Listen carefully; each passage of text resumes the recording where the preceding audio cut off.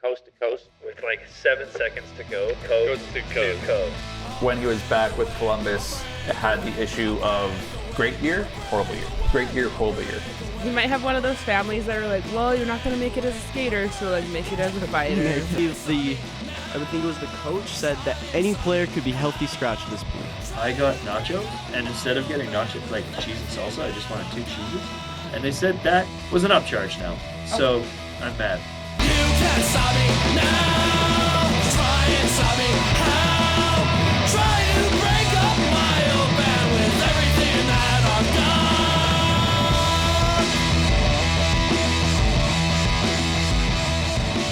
done. Listen to Sharp Metal Radio here on CMRU.ca. CMRU.ca by students for you.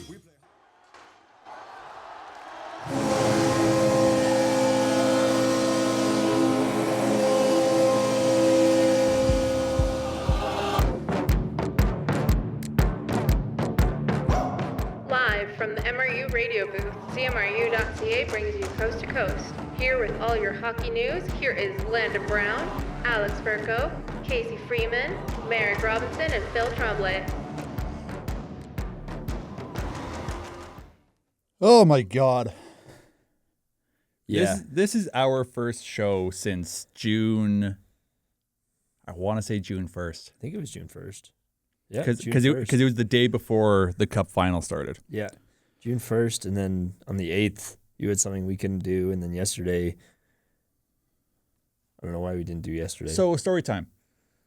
Yeah, we'll start there. Story time. So, as you, I think I've said on the show before, but like I have an internship with the dogs this summer. Yes. And one day I was running a little bit behind. I like to get there, so we're asked to get there an hour early. I like to get there an hour and a half early. Yeah, I was gonna say an hour early seems pretty. Yeah, like close. I don't like that. I like having like an hour and a half to like get there, settle in, breathe, and like in case like there's a crash on the way over there, or like something goes wrong with the tech. Just a little bit of extra buffer. I would love an extra little buffer time. That's just me. So I get there an hour and a half early, and the staff are like some park at the stadium, some park like in a dog park away from it, because balls tend to fly out of the stadium area. Baseball, that happens in baseball. It does happen. It's almost like the goal, actually. Pretty much, yeah. But like it's in the parking lot is like behind the foul area. Oh, so you want to get it the other ideally way. You want to get it like straight ahead rather than behind you. Yeah. But on this particular day, I was running a little bit behind. I think I said I want to get there an hour and a half early. And I think I was slated to get there about an hour early, so like when they want us to be there, but definitely not like later than I'd like to be there. Yeah. So I parked at the arena that day, and the game happens. I forget which one it was. I think it was like honestly 2 weeks ago. I think it was on that Monday, or maybe the Sunday.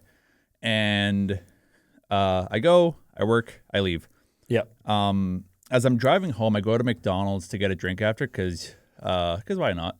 Like pretty hot day. Yeah. Nothing hits better than... Everyone deserves a little treat once in a while. Nothing hits better than large Coke, no ice. Oh, especially from McDonald's.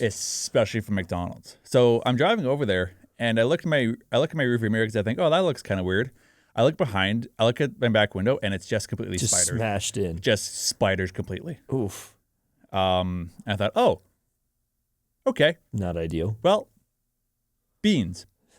And like your catchphrase, and like I didn't even get to keep the ball or anything. It was obvious that a ball hit my window and like spidered it and shattered it and everything. They didn't even leave you the ball. No, because the way that at least it looked the way that it hit my window, that it hit like the back headrest of one of the seats and bounced out. Oh, just so unlucky. Yeah, so I was unlucky on two fronts. Like I got unlucky with the hit, and I got unlucky with the placement of the hit as well. Yeah. So, and there's no way I'm gonna ask Merrick to drive me up and then drive me back down again, especially considering I'm typically here until like 9 p.m. Yeah. After shows. Yeah. For those of you listening, it's 2:40 as I'm telling the story Mountain Time. Typically we tend to film the show at 1, and then I'm typically out of here around 8.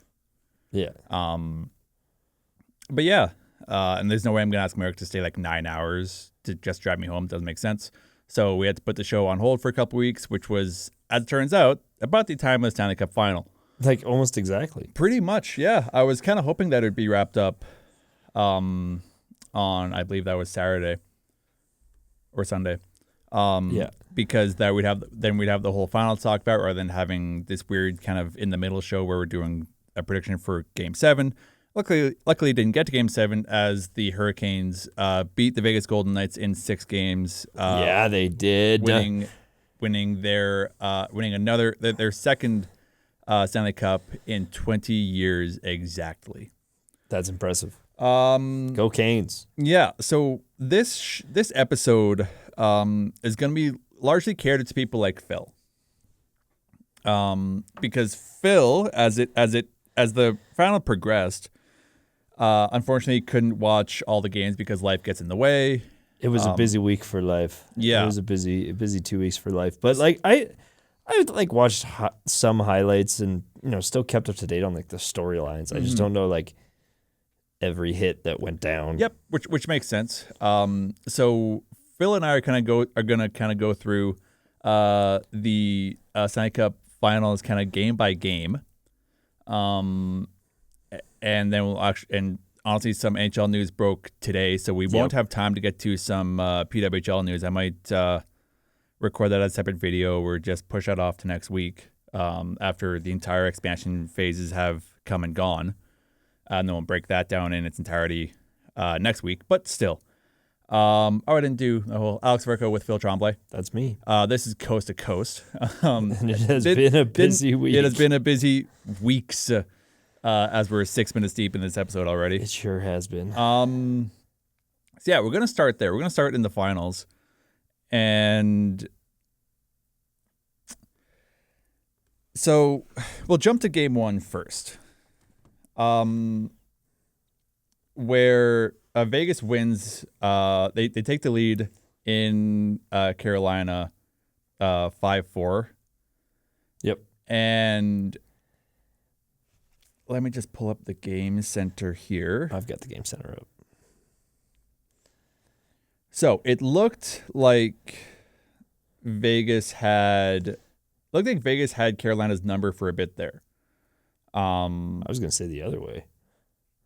Well, so like Nikolaj Ehlers comes out like absolutely swinging. Nikolaj. So Carolina starts off 2-0. 25 seconds in. Yeah. Gets past Carter Hart, who actually didn't last as long that time. We'll get there. We'll get there in time. Somehow beating Carter Hart's own record. So Nick Ehlers scores less than a minute into the opening period of the Stanley Cup Finals, putting the Canes up 1. He scores again a little bit over halfway into the first, put him up 2. And then the Vegas would go on to score 3 unanswered, stretching into the second period to go up 3-2. Jordan Stahl ties it 3-3. Jordan Stahl will get to a little bit later as well. And then the third period, Brett Howden and Shane Gosper exchanged goals to tie the score up at 4. And then with about 3 minutes left in the third period, Thomas Hertl puts Vegas up 1-5-4, and that's how the game would end. Pretty back and forth, not just in that game, but across the whole series, really. That's largely why I went to 6. Yeah. And buckle in for the first recurring theme of Carter Hart allowing 4 or more goals. Him just being bad. He's not good. He has the capability of being a good goaltender, as I quickly pull up his hockey DB info, because he's not on the hockey level. And we're only going to talk about hockey level for right now. He's not a bad goaltender. He's fine. I'm just going to hide that real quick. So, 917 starting back in 1819, 917, 914, 877 when he gets to 27 games in 2020, 2021, and then 905, 907, 906, and then an 891. So he's only been below a 900 save percentage twice in his career. Pretty much whenever he plays more than 30 games, he's above 900. And like 900 is good. Yeah, 900 is, like, especially at this point in the NHL landscape, I would call that serviceable. Yeah, again, I mean, he had the 7th best in the regular season. Oh, no, this is playoffs. Where was he in the regular season? Not even top 10 in the regular season. No, he wasn't that good, again, like, because he had like an 8, 9, 7, I think I just said. Yeah. And I think league average was 901. I think maybe an 899, somewhere around the 900 number. Yeah. So yeah, game 1 goes to Vegas 5-4. Is that what Carter Hart had in the regular season? I think he had less than that. Oh, I might have been reading his playoffs. Hang on a second. He's not even on the front page of the stats page. Boo, boo, boo. Let me go back. Carter Hart Hockey DB. Doubling back real quick. This is smooth. Goalie stats in 25-26, he had an 891, in 18 games. He had a record of 11-3-3. So he's not even on the stats page. He's just not there. No? No, because I'm looking at the 891s. I got Kemper, Quick, and Allmark. Hart is not there. Do you have minimum games played? No. Odd. Yeah, because I'm looking at it and Oh, yes. Yeah. 25. Yeah, 25. He played 18. Oh, okay. Yeah, that would explain it then. So yes, I did have that on. Okay. Now I have him, unfortunately. So game 1 goes Vegas' way 5-4. Game 2 goes Carolina's way, ending up 4-3. Worth noting in game 1 and game 2, Carter Hart gets chance of no means no. Awesome. Yep. Hilarious. Love to hear it. We'll get to when he was asked about that leading into game 6 a little bit later. Oh, that made me angry. Well, hang on. Okay. So game 2. So Howden opens the scoring a little bit over halfway into the first. Howden doubles down in the second period, a little bit less than halfway into the second, to put Vegas up 2-0. Stankoven, Jankowski tied up at 2, and then Jordan Stahl puts Carolina up 1. Going into the later stages of the third period. Mark Stone ties it up a minute and a half-ish left in regulation. And then Seth Jarvis on the power play scores the OT winner to put Carolina in a 1-1 position going to Vegas, which is exactly what you want. I think I watched that overtime. You need to at least split the games in every playoff series. Yeah. No matter if you're on the road or at home, you want a 1-1 record at very least. Or else you're toasted. Or else you are in deep trouble.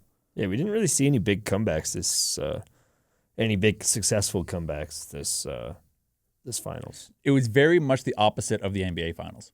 Yes. That was nuts. That was crazy. That was ridiculous. Sidebar. So I would love to know what the lovely folks down at the NYPD were thinking with the Knicks going into the finals. Because they won the finals and New York City got trashed. It was going to get trashed either way. Bingo. That's exactly where I'm going. It was going to get trashed either way. So I think actually that's probably better for the NYPD because they were like, no matter what happens, we're going to have a big job ahead of us. Like regardless of what happens here, yeah, it's going to be a long going to be a long week or so. Yeah. I haven't seen too much New York City got trashed, but it's not like people didn't die or anything. I think I've heard of one death. Was there one death? I think there was one. They didn't. Was it like Vancouver level, like burned down stuff? I mean, I haven't seen a picture of New Yorkers making out behind a police line. That was still the sickest picture That's ever. an iconic Canadian photo. Like if those two got married, I would like if I was those two and I got married, I would like frame that. That's on the wedding cake. That'd be my honestly. wedding photo. Yeah. Well, that is like one of the most iconic photos. We'll get to another Canadian heritage moment. Ooh, I know what that one's going to be. A little bit later on here. But circling back to game 2, Thomas Hertl tripping up Jordan Stahl in overtime to put Carolina on the power play. Seth Jarvis converting to even the series up at 1. Seth Jarvis. Game 2 of where Carter Hart allows 4 more goals in a game in the Stanley Cup Finals. Because he's not that good. Yep.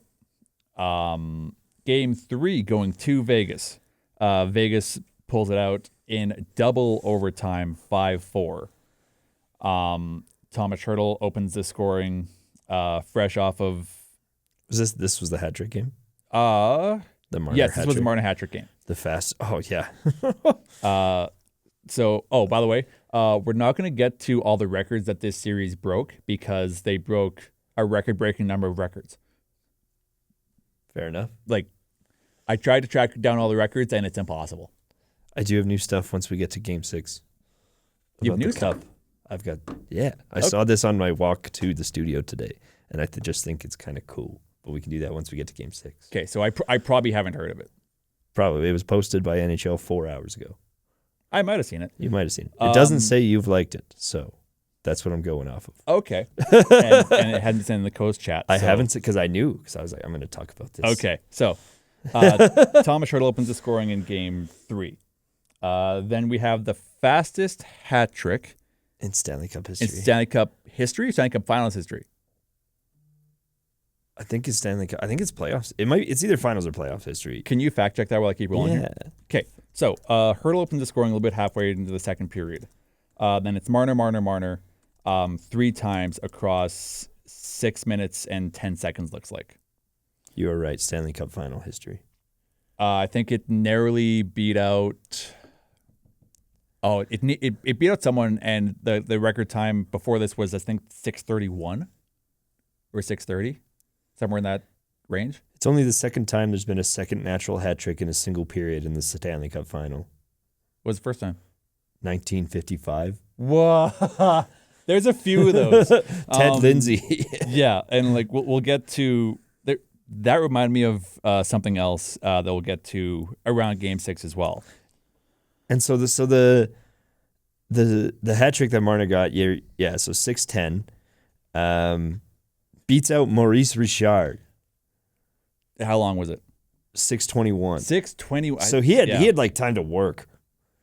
Yeah, so it was 6:10. So he beat it by 11 seconds. Yeah, that's a lot. That's not bad actually. That's what Beating the guy who's got a trophy named after you. That's a decent Named Olympic after him. sprint. Like 100 meter. What's a 100 meter record? Was it 6? No, it was 6 minutes. No, but like he beat it out by 11 seconds.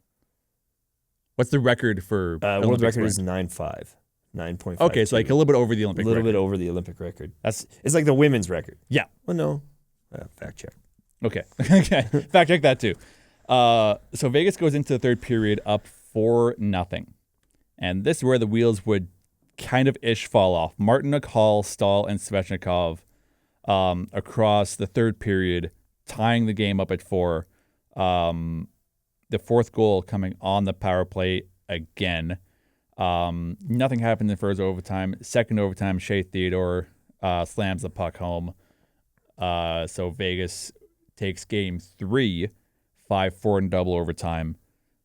Game 3 of where Carter Hart allows 4 or more goals in a Stanley Cup final.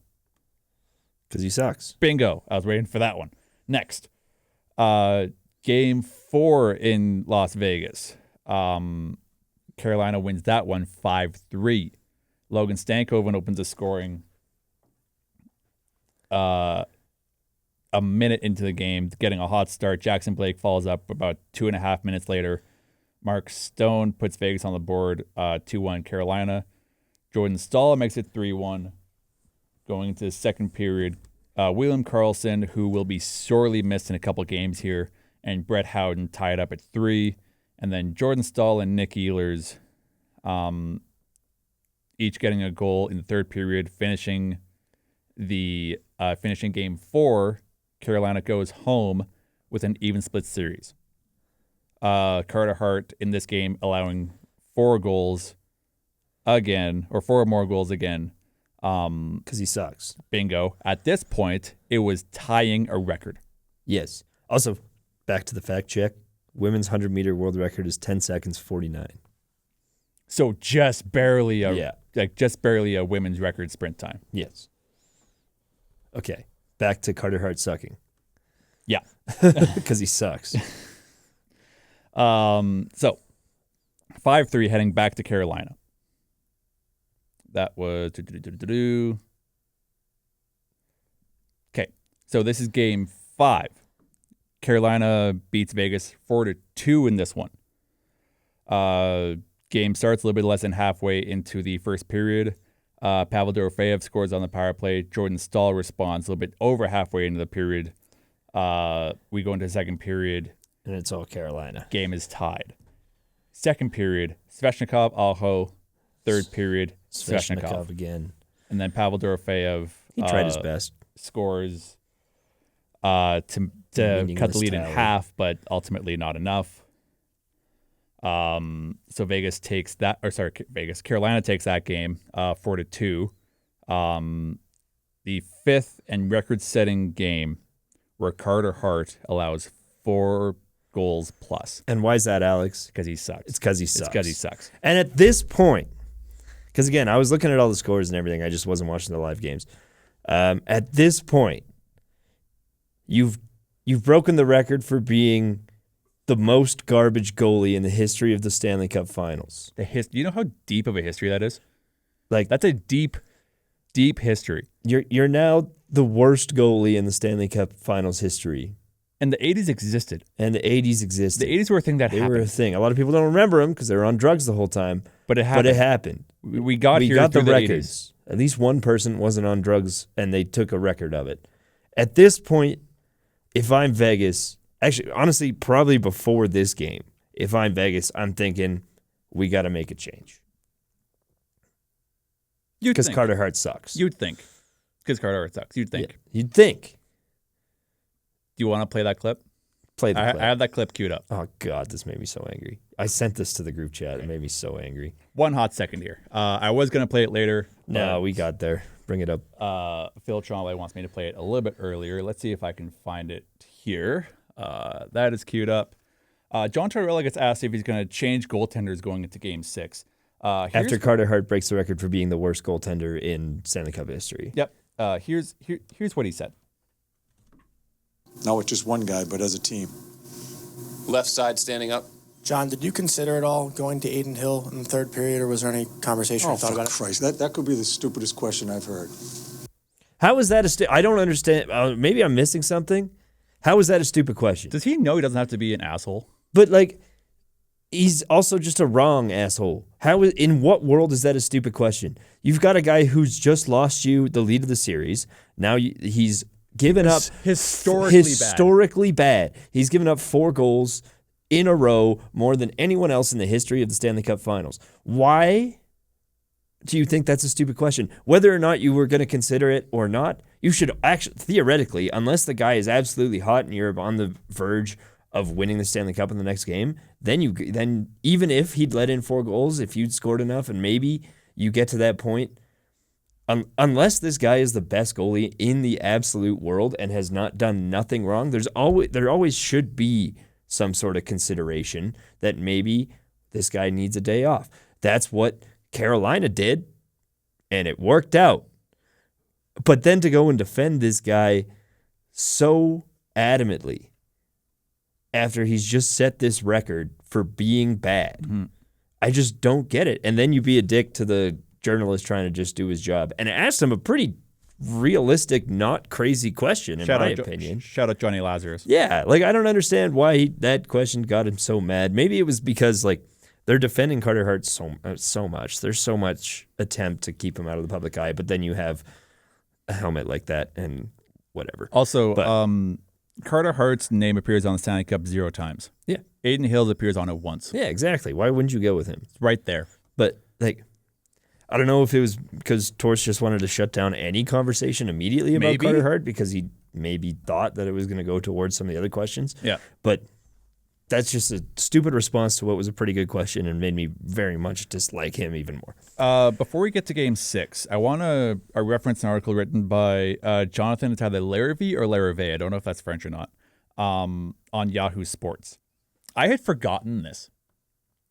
Do you know one of the teams in contention other than Vegas to sign Carter Hart? Oh, yeah, Carolina was huge on it. Well, I said that when the first chance of, like, the no means no kind of chance started in the first 2 games. I was like, well, I mean, like, I get it, and they're trying to, like, make that environment in the arena, but I was like, y'all tried pretty damn hard to get him. So, And also, y'all you isn't have the fans.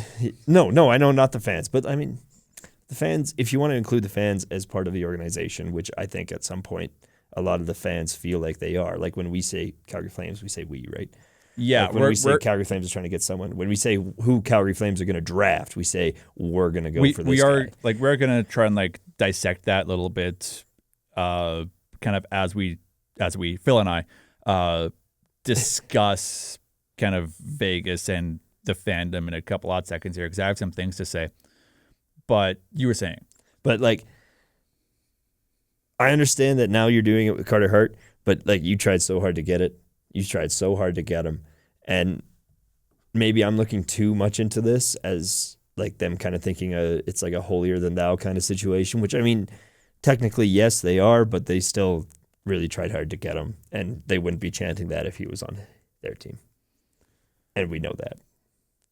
Also, they have one of those guys in their AHL team. So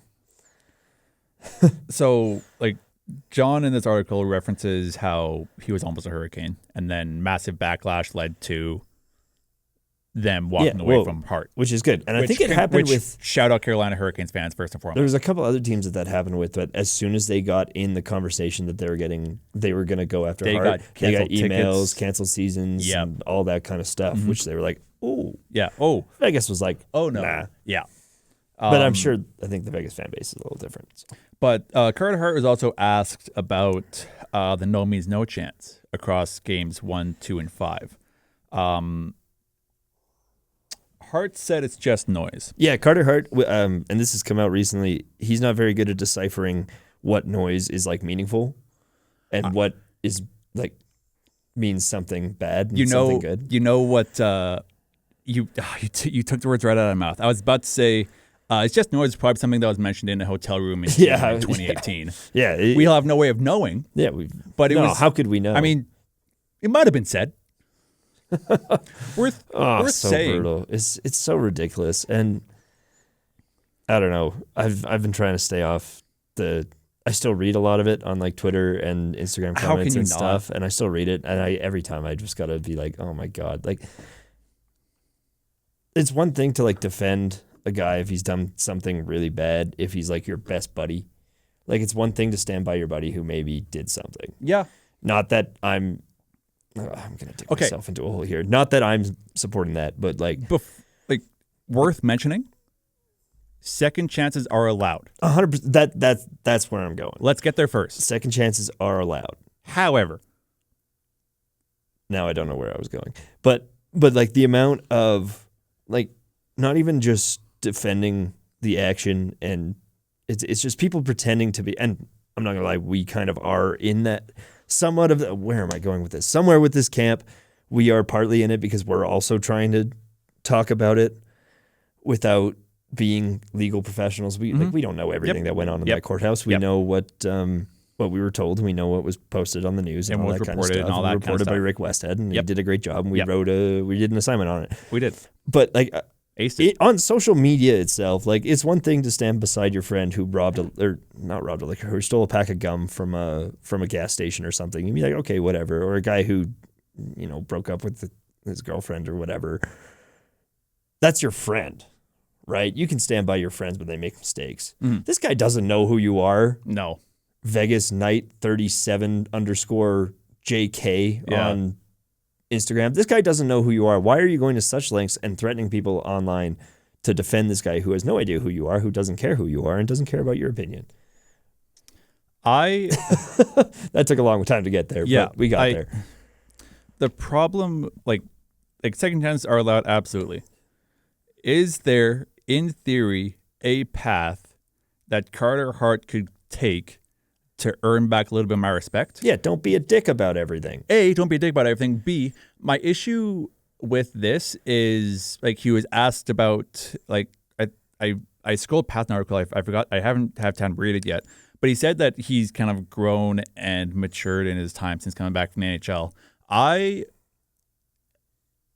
If it is mentioned in this article that he got help aside from the Vegas Foundation, that helps. Doing that, Also, you know what might help? How much is Carter Hart making? What's his deal worth? Are you gonna do that, or do you want me to find out? I'm just googling it. Quick. I will. Okay. $4 million, I think. Oh no, $2 million cap hit. Oh yeah, it's 2-year, $4 million. So he's making $2 million. Yeah, $2 million. $2 million a year. Arguably more money than anyone outside the NHL or pro sports or stuff like that is going to see in most of their lifetime. Also, you know what you do, There's Carter also Hart? league dues and like union dues, so let's multiple millions. But so you know what you do, Carter Hart, to maybe try and gain a bit more respect? Donate.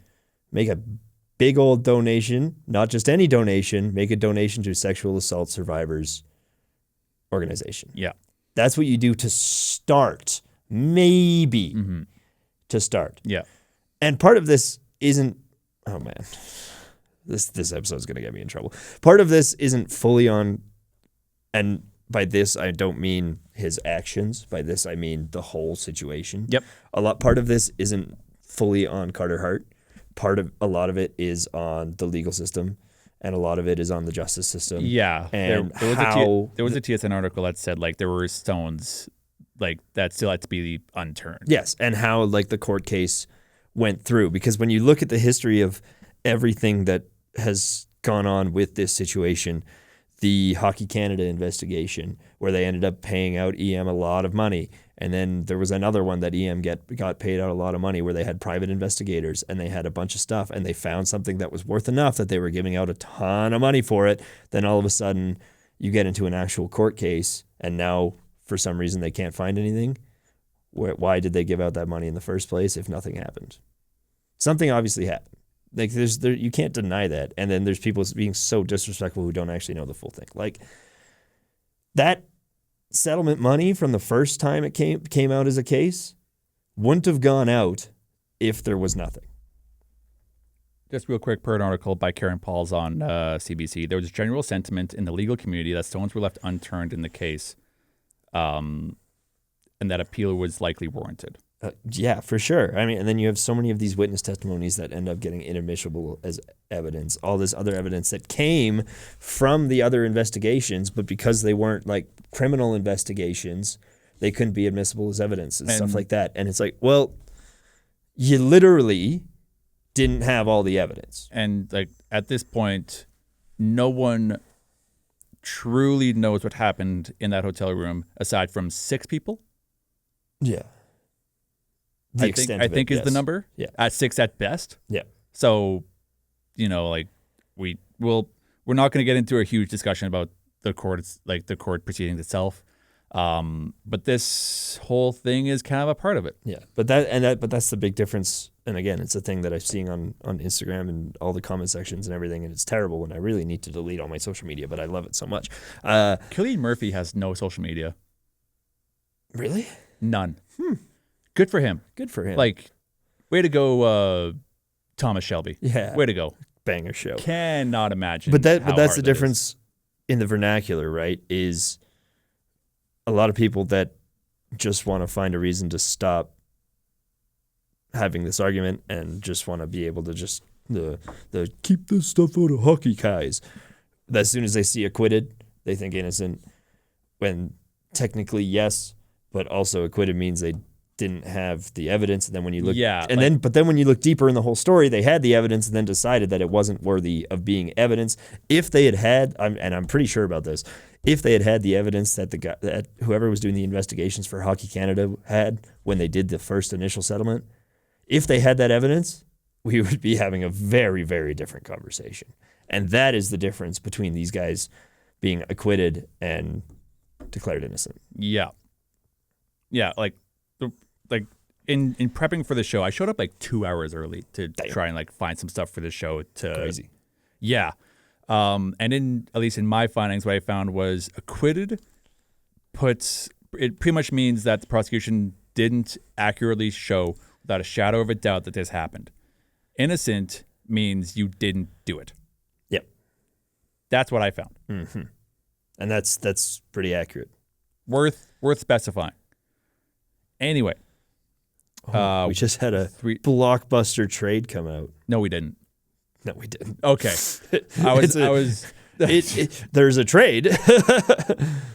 Was it the Toronto Philly one from earlier? No. This is literally like 5 minutes ago. No way. Who? Between the Preds and the Avalanche. The Nashville Predators You're have acquired joking.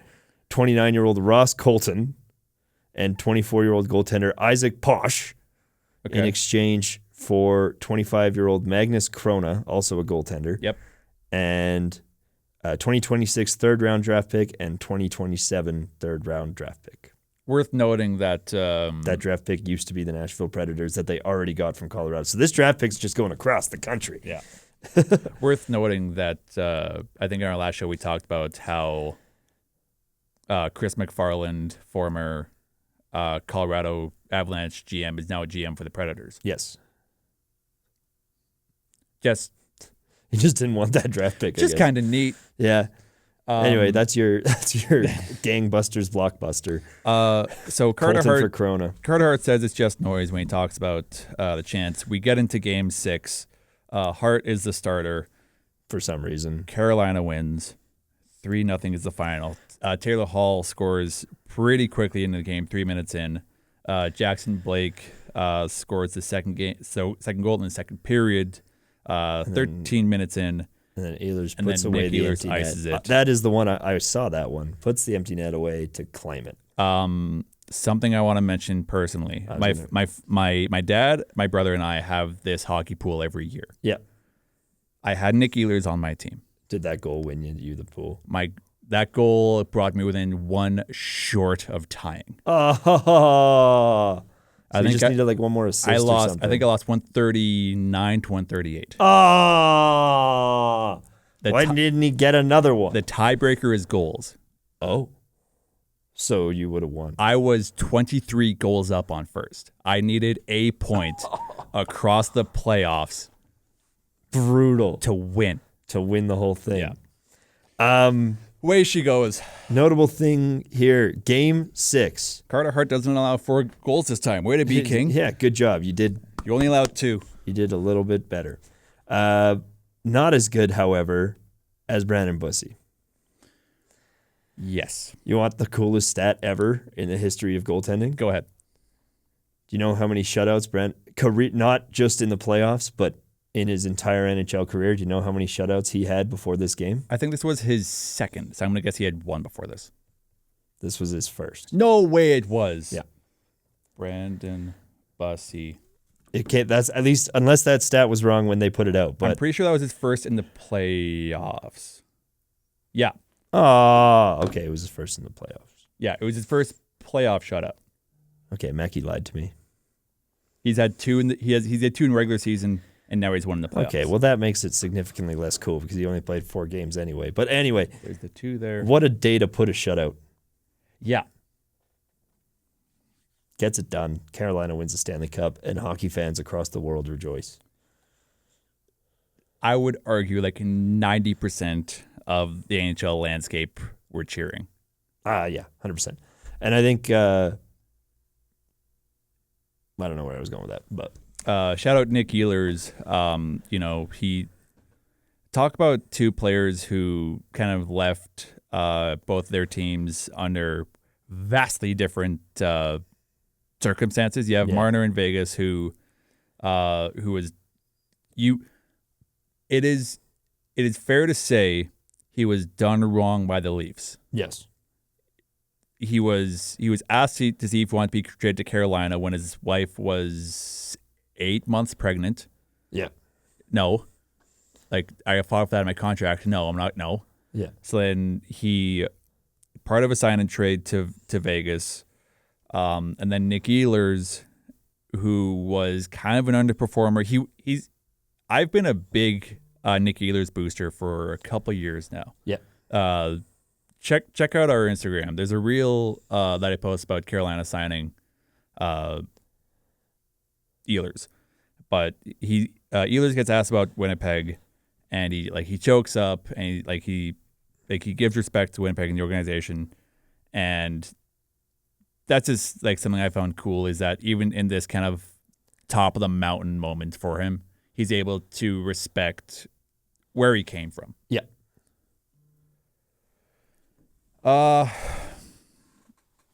And like all power to Mitch Marner. Like he had a fantastic playoffs. I think he finished 4th in Conn Smythe voting. Only? Yeah. I was expecting it. I would have expected him higher. I think it was Stahl, Hall, who like that Hall, Stankoven, Blake line was On fire. just unreal. Let me see if I can pull up the Conn Smythe voting real quick. And then Bussy probably was in there too. Bussy had 1 vote. Ah. Let me do. Vesna, James Norris, Selke. Was it Conn Smythe not? That's a Calder. Yeah, Conn Smythe not even here yet. Yeah. Let me see if I can quickly. Just a Facebook post. It's a Facebook post. It's fine. Oh, there you go. What?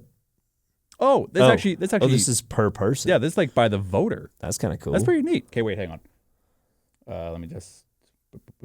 Shout out Complete Hockey News. I guess posting this on their Facebook. Yeah. So yeah, Marner's kind of sprinkled throughout here. He gets a 3rd. He gets a 2nd. No first. Those are owned by Stahl and Hall. A couple thirds. You have a 3rd for Brandon Bussy here from Steve Karp. You have a 3rd for Nick Ehlers here from Luke Fox. Elliot Friedman, Stahl, Hall, Ehlers in that order. So Marner's kind of sprinkled throughout there despite losing.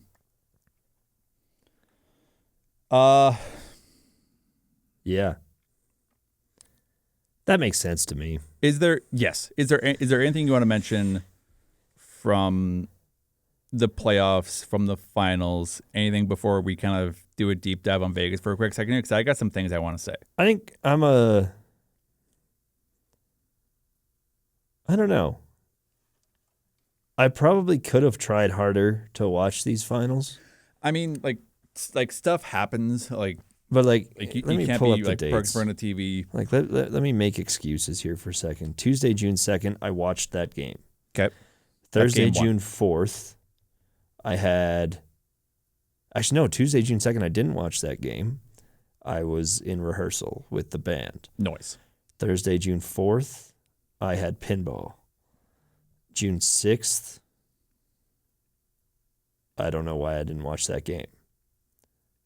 Thursday, June 11th, I was also in a rehearsal with the band. No, Thursday, June 11th, I was graduating. Yep. Sunday, June 14th, I hate to admit it, I was watching UFC Freedom 250. No. I love the UFC. I know you do. I've been a big UFC fan for a long time, and I watched it. It was pretty... Everything aside, the obvious, embezzlement of money that's going on between the sponsors and the orange dude in the White House, who actually looks significantly less orange than he normally does. Taking all of that out, it was pretty cool. Mm-hmm. It was pretty damn cool. So, taking the event at face value. As a sporting event, yeah, it was very cool. Mm-hmm. It's just the fights were great. It's just hard to separate from the inherent political stuff around it. Yes. But only 2 fights went past the third round. Oh, dang. And they're both the championship fights, and they didn't. The judges had the easiest night of the night because they didn't need to go to the judges at all. Yeah, which was it's insane. Mm-hmm. That never happens. No, but anyway, stuff happens. I probably could have tried harder to watch these games, but I honestly didn't want to see the Golden. In case the Golden Knights had a good night, I just didn't want. I don't want to watch that. Which is fair, and we're gonna dive pretty deep here on. There's a Reddit post, and I know I shouldn't kind of cater content to it. To Reddit? But I feel like now I kind of should, because the post basically said it was a new, I think it was a new Vegas fan posting saying, why does the league hate us so much? The league? Or the fans? The fans. Okay. The league loves you. General the court of public opinion. Why is it fairly low? I wonder. Can I take you on a journey? Yeah, please. I'll take you on a journey. Please take me on a journey. So let me just set that aside real quick. You can solo your cam if you want. What's that? Solo your cam for this journey. No, because I'm going to get your reactions to these. Okay. So I pulled up some audio clips here. Let's do it. This is Mark Stone. Immediately after Game 6. I'm just gonna let him kind of talk here. We're a team everyone loves to hate, so that fuels our fire, and it's going to fuel our fire moving forward. Yeah. Right away, I get a feeling of the hate is undeserved. Yeah, and that's kind of where I was going with it too, because you hear that a lot when there's a team that maybe people don't like as much. Like the team where the people love to hate us. People love to hate us, and it's a fair thing to say when you're right, when the hate is undeserved, when you're like just trying to do your best, just trying to go out there and be a team. But if you're a team that makes yourself so hateable, you can't really complain about it. Here's Mitch Marner media day before the Cup Finals started. Why are you trade deadline? Do you ever think of that world that could have been your next ever? No, I'm not a guy that lives in the past. I think I've spoken about that a lot. I'm in the present. I'm here in the moment. And I'm going to play that again. Why are you trade deadline? Do you ever think of that world that could have been your next ever? No, I'm not a guy that lives in the past. I think I've spoken about that a lot. I'm in the present. I'm here in the moment. Well, if Vegas players lived in the past, they'd have a lot of unhappiness, I think. Now, there's another one I want to talk about. That's like in the contract for Vegas players now that Carter Hart's on the team, that you're not allowed to look back on your past. Just NDAs. Yeah. Here's what Mitch Marner said later in that presser.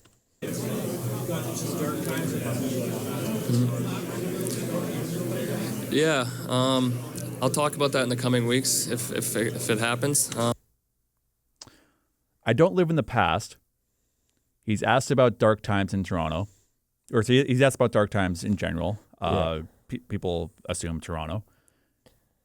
I'll talk about that in the coming weeks if it happens. Well, it's being if they win the cup.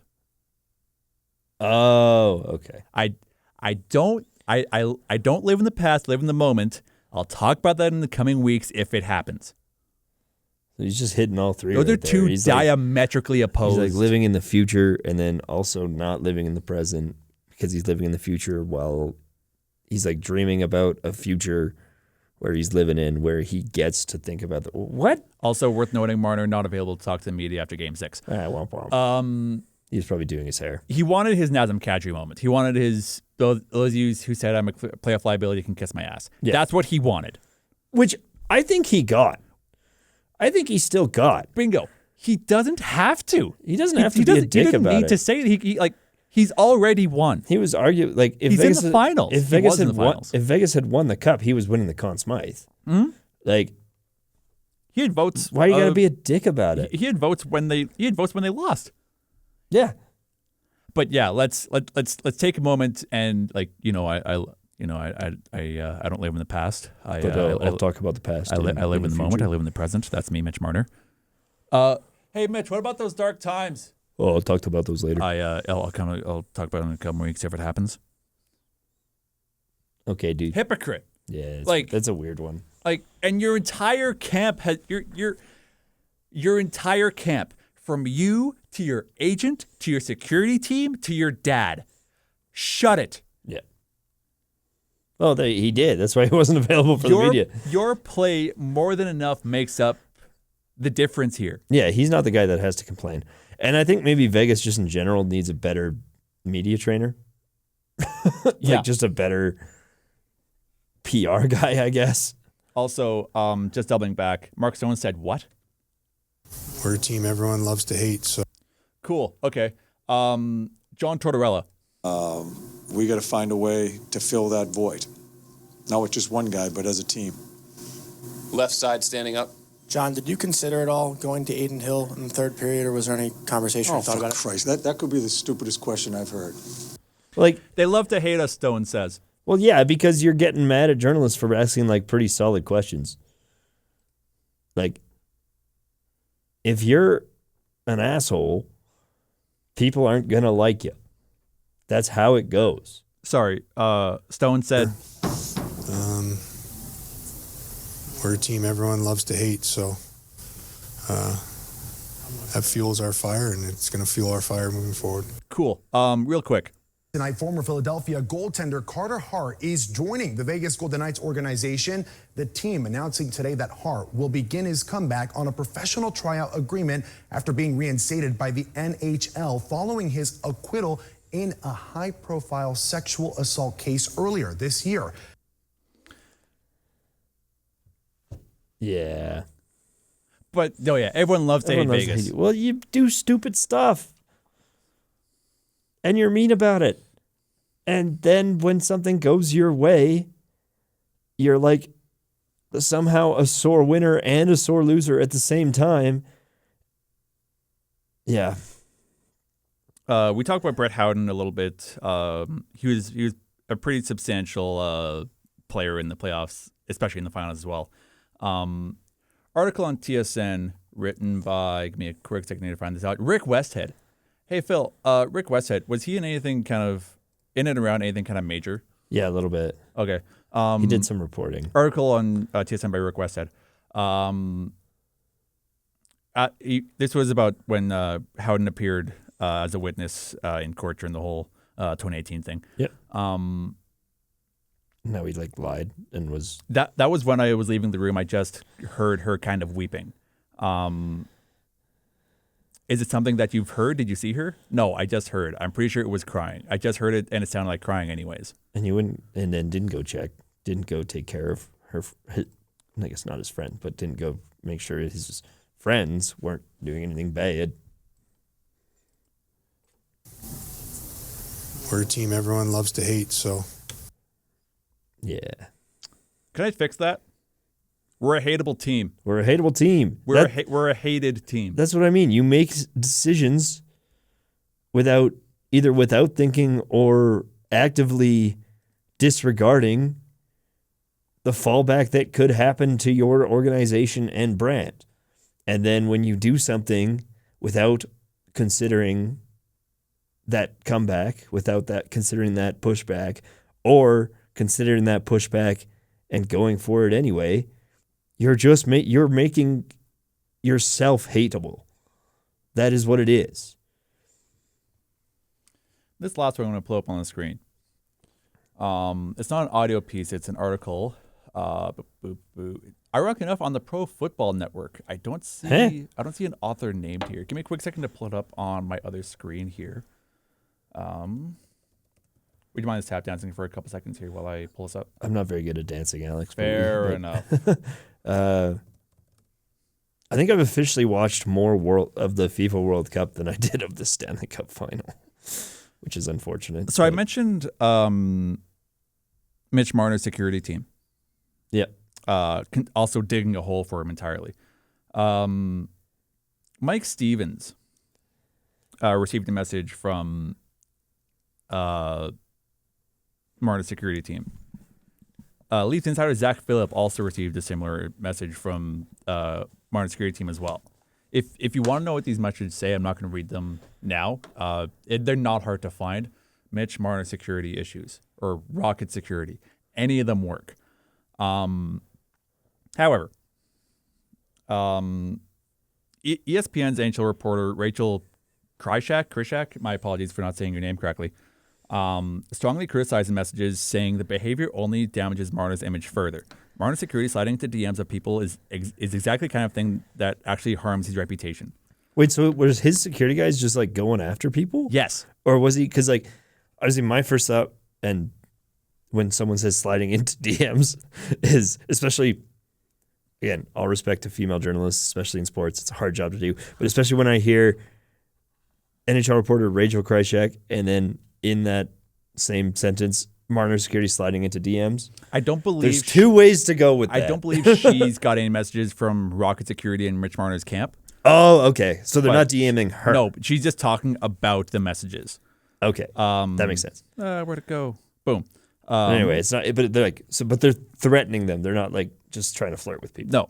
Also in the article, Krychak also mocked the spelling mistakes contained in the messages while arguing accountability was needed within Marner's circle. That's funny. Apart from the inability to spell your and quiet, this is why he's treated differently. So he's just drunk. At some point, you need to hold your people accountable. She later added, does this guy sit on his couch and DM people who is poorly spelled gripes. That's funny. I love that. Question. Answer. Alex Verco, Coast to Coast. Quick question. Yep. Your security works for you, yeah? Like if you hired security, that security works for you, yes? Well, it depends if is it the Vegas supplying the security, or is this Marner's like personal security? Okay, yeah, that's my bodyguard. Cool. That's my boy. So in theory, if your security was to, I don't know, threaten journalists, DM people on Instagram for talking about the person you're securing, for lack of a better term, and it was stuff like that, do you think you would maybe, I don't know, tell them to not? Yeah, I would absolutely be like, hey, maybe chill out on that. Yeah. Like, and as someone let's say, so now at this point in our lives, we've been on Coast to Coast for what? This is the third season. We've been on Coast to Coast for like 3.5 years now. Yeah. So me, you, Merrick, Casey, even Redshaw, throw in there. Our names are somewhat tied to this. So if someone, or if we had the money to hire someone to do our social media, if someone started DMing people bad things, I'd look for other security. Yeah, if I'd be like, okay, we need someone else doing this, because now, even though it's this person messaging someone, that it's tied to us, right? And that's how Mitch Marner should have gone around this. I'm surprised his agent didn't get this. Like that seems like something his agent would be on, or his manager. Yeah. I don't Makes know. No sense. It doesn't make sense. I don't know why you're even entertaining having this. I mean, private security guys are just goons most of the time. He's anyway. burying your image. Yeah, it's bad. Like, and I imagine we're gonna get a DM or a comment from Rocket Security. I look forward to it, fellas. Like and follow and subscribe and share. Like, I know comments drive engagement. So by all means, comments drive engagement more than DMs. So make sure to hit a comment instead of a DM. Do it publicly at least. I mean, yeah, go ahead. I would. Bring it. We'll have some fun. Yeah. Prove my point. Yeah. Dare ya. They have guns. Maybe don't. They're in Vegas right now. That's true. All of a sudden, we're all banned from Vegas. And like they don't do anything in person. They just do it on DMs. Yeah, true. Apparently, they don't do anything aside from that. Like, how dare you talk about my honey boo boo? Yeah. On to lighter things. Sure. Congrats to the Hurricanes. Thank God. Like, oh, right. The other one I my wanted to thing. mention. Yeah, your thing. Go ahead. When we said, okay, so this is fun. Oh, now I got to pull it back up. I saw this on the way to the show. The NHL posted 6 new names on the Stanley Cup. I did see this. That have never been on the Stanley Cup before, and a few of them are obvious, like Keandre. Yep. Obviously, that's the first one. Yep. Piotr. Actually, I'm a little bit surprised by Piotr because considering Russians the Russian have won the Cup a lot. Influence. But some of these, I'm like, really? This is the first Jackson to ever win the Stanley Cup. This is the first Taylor. Jackson is the one of the most hockey names I've ever heard in my life. Taylor as well, like that's a pretty popular name. Jalen, I'm less so surprised about, and Sebastian. Like that's pretty impressive to be the first Jackson to do something. There's a lot of Jacksons out there. Yeah, but we're good friends with one of them. It's a fairly new name. Yeah, it's true. But Taylor is not. The bulk of them, I would argue, are Jacks. That's true. There's Do you get your multiple full Jacks name on there? Like, if we won a Stanley Cup, which it was probably not going to happen, but it could happen.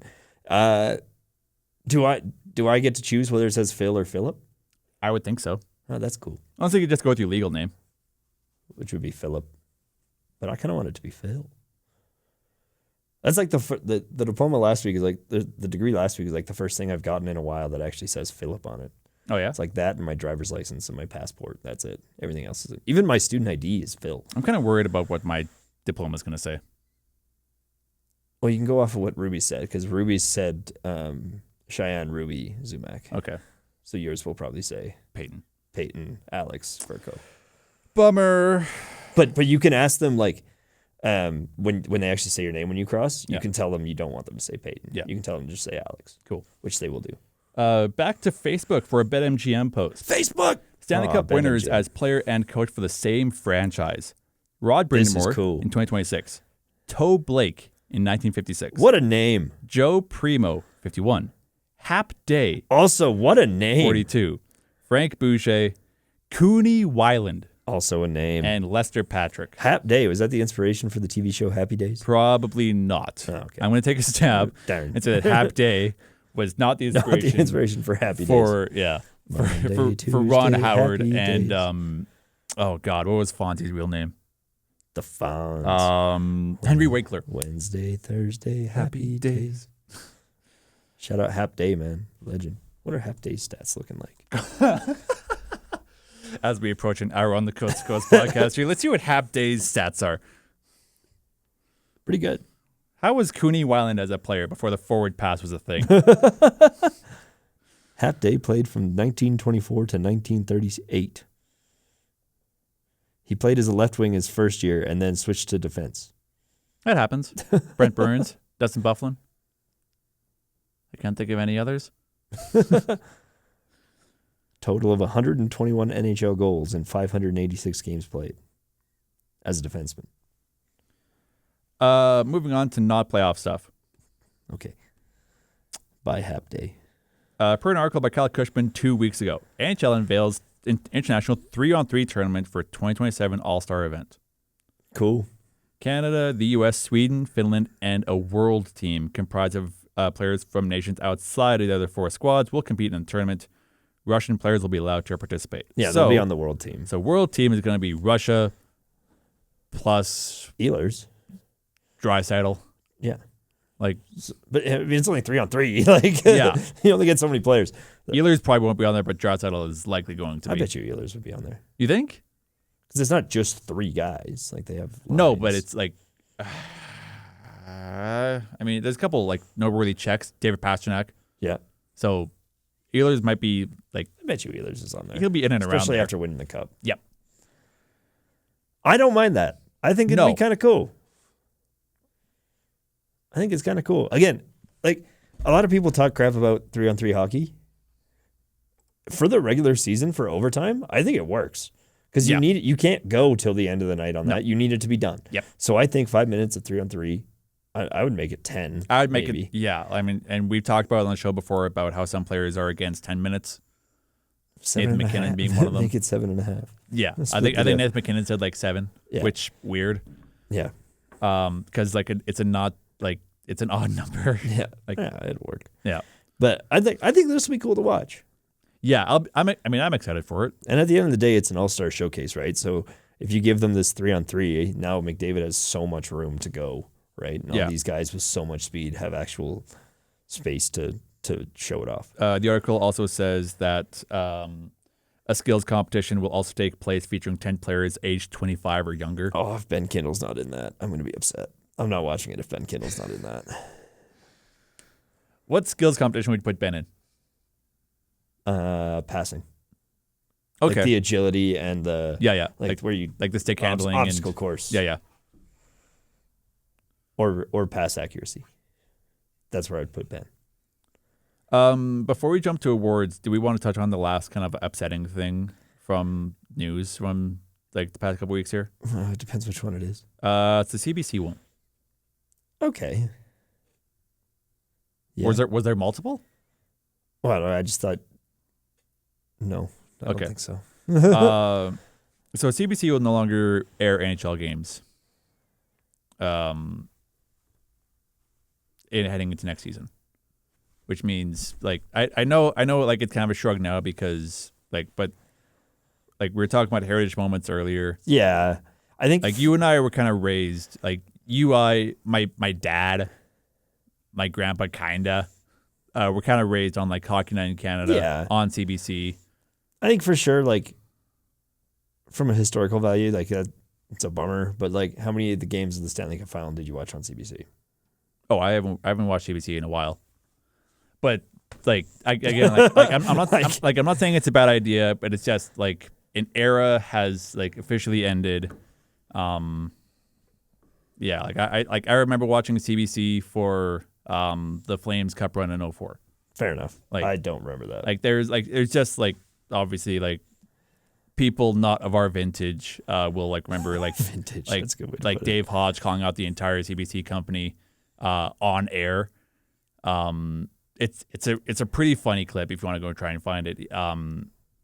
Because what basically happened was, I believe it was a overtime game between the Canadians and Flyers, and they're going to overtime in the playoffs. And Dave Hodge says the Canadians and Flyers are going to overtime, and can we like are we allowed to go to that game? Nope. We're gonna go to the National. All right, here's the National. We will find out the score, or we'll get it to you at some point, depending on what the executives elect to do. Yeah. Yeah. But Or- I mean, or when some you to that think about effect. CBC, that's what I think of now is news, right? Yeah, which and when I think NHL TV, I think Sportsnet. I mean, yeah, but that's also country based. I imagine in the States they probably say Amazon. That's true. Or ESPN. TNT. But Sportsnet, like those are all. But yeah, I just want to take Sportsnet. I just want to take a couple quick seconds to acknowledge that Hockey Night will not be on CBC. It'll probably be on like the announcement. Some streaming. The announcement, if I can pull it up, Sportsnet CBC Coming soon to Paramount Plus, who owns everything. press release, because there's odd phrasing in the actual quote itself. Hey, look at us. We're going to Reddit. Reddit. We're looking at Reddit. Okay, so, boom. After a successful 12-year partnership, Sportsnet and CBC today announced that the public broadcaster, CBC, will no longer carry NHL broadcasts after the current season as it moves forward with a new sports programming strategy following the unprecedented success of the Milano Cortina Olympic Games. Yes. So I'm not that mad at this. What does that mean to you? This means they're going to continue to do what CBC has done very well since the Vancouver Olympics, which is showcase the sports that no one watches. Which is when you want to watch a ski race, it's going to be on CBC. When you want to watch a track and field event, it's going to be on CBC. When you want to watch all that kind of stuff, diving, gymnastics. It's like ESPN The Ocho? Well, no, because the Ocho shows pinball sometimes. Yeah, I So know. we were watching the Ocho the other day, actually. We were at a Cornhole, that kind bar, of stuff. and it had Norwegian death diving on. It was so sick. I was like, I could It was baller. It was baller. I was like, I could commentate the crap out of this. But that's what I see this as from that CBC statement is we have, obviously, Team Canada at the Olympics. Obviously, we got second in hockey. There's so many other sports that we won. So when you want to watch snowboard halfpipe, you can watch it on CBC when there's a World Cup. That's what this means to me, is they're going to focus more on that kind of stuff. I read that as something else. How'd you read it? Because this is a Sportsnet press release. It's not CBC. Well, it's a joint statement. Yeah, but like it's on Sportsnet letterhead, which I think makes a difference here. During the hockey broadcast for Milano Cortina Olympic Games, you had split parts of TSN and Sportsnet on there. Right. Does this potentially lead to more TSN and Sportsnet integration, more Rogers and Bell integration? Oh, God, I hope not.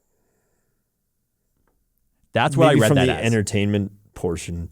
No, I read that as that. Because for this means like, because they say the public broadcaster, that's who they're talking about. The public broadcaster is the one changing their strategy, not Sportsnet. So that's how I kind of interpret it. Because CBC's changing their strategy. Okay. Which I'm okay with as someone who watches a lot of sports that don't get airtime. Because it's on Sportsnet letterhead. I read that as Rogers and Bell might be in the same place at the same time. A bit more. Monopolies are good. Basically. We're going to get jobs eventually. Oh, 100%. But yeah, that's how I read it. And I'm not mad at it. No. And like the time has kind of like come and gone. Like you asked when's the last time I watched hockey on CBC. It's Sportsnet's on top. Yeah. Although Sportsnet's losing their UFC deal, which I'm also okay with. We are an hour and 10 minutes deep into this show. let's breeze through some awards. Okay. So, Zach Werenski wins the Norris Best Defenseman, beating out Cale Makar and Rasmus Dahlin. Impressive. Yep. I thought it was going to be Cale. Yeah, I didn't think it was going to be Rasmus. And he was arguable between the two. Good on Werenski. I think that's his first. Yeah. It's the headline. First career Norris right in front of my face. You know what? Yeah, I'll shout that out real quick. Wins first career Norris. It is right in front of my face. We know how to read. Thank you, Phil Trombley. You're welcome. Reading. Lightning's John Cooper wins Jack Adams Award. Do you remember what I said in the chat when this was announced? You said Lindy Ruff, didn't you? I said in the chat, I know puck. Because did you predict Cooper? Right, because this was your yeah. I predicted that Cooper. I didn't say that Cooper would. I was the only one on the show that said, "Here's how he might." Yeah. Because I think both you and Merrick were hard on the Dan Muse for Pittsburgh. We said Muse, and then maybe. Yeah. Yeah. We were on the Ruff and Muse train for sure. And I said with my full chest that I thought Lindy Ruff was going to win this because that was the first time Buffalo got back to playoffs in 13, 14 years, 15 years. So I think 2011 was the last time they went. Yep. But I also said this might be John Cooper's Lifetime Achievement Award. And right. I mean, and you nailed it, and I'll give it to you. I don't think that's what this award should be. No. I think it definitely should have gone to Ruff or Muse. Yeah. Your Lifetime Achievement Award is when you get inducted into the Hockey Hall of Fame. Mm-hmm. Your Lifetime Achievement Awards comes after you retire. Yeah. The season award that gets given out every season, that shouldn't be your Lifetime Achievement Award. I think it still should have gone to Lindy Ruff.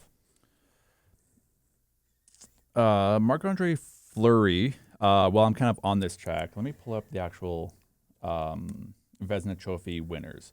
Because this is where I kind of got that idea from as well. So, actually, let me pull up with the runners up and everything. Let me go to records, NHL records, because the reason I'm bringing this up is because Marc-Andre Fleury for years. Where's awards? There's awards. Marc-Andre Fleury for years did not get a Vezina because he wasn't the best goalie, because he was always beaten up by Kipper, by Brodeur, by insert other generational goaltender here. So he never got the Vezina up until, if I can find Vezina. So, boom. 2020-21. Marc-Andre Fleury won the Vezina 2020-2021. That is the basis for the Lifetime Achievement Award, in my opinion. But he was pretty good that year too, wasn't he? I guess I'm not saying he wasn't good, but yeah. So that's the only time he was ever even really a finalist, because he came into the league in 2008, 2007, I think, something like that. So let's go to 2007. Brodeur, Tim Thomas, Ryan Miller, Tim Thomas. You have Steve Mason here as a rookie. And then we get into when Fleury wins his second and third cups with Pittsburgh. Yeah, Braden Holtby, Carey Price, Sergei Bobrovsky, Pekka Rinne, Andrei Vasilevsky coming to the scene as well. And then he gets given the Vezina in 2020-21. Beating out Vasilevsky and Grubauer. This could also be an argument that I know they're regular season awards. Maybe they shouldn't be. Okay. Maybe they should be somewhat weighted to be both. Because, I mean, for the Stanley Cup Finals, you have the Stanley Cup and then you have the Conn Smythe. That's it. Mm-hmm. So then maybe you have, all of a sudden you have this player who maybe didn't have he had a good regular season, above average, pretty solid, got the team in the playoffs, and then just popped off in the playoffs and won them the cup. Mm-hmm. But now he's gone 19 years without even being nominated for a Vezina, even though he's secured multiple cups for his team, right? So that's why I'm maybe there should be a bit of impact. You know? Give me a quick second here, because forget multiple cups for a hot second here. Was he on the 2010 Olympic team? Fleury? Yes. Maybe. Not as the starter. No, but if this would load, oh my God. Because forget 3 cups. We're potentially looking at 2 gold medals on top of that. Now, granted, Olympics aren't the NHL. Right. But still,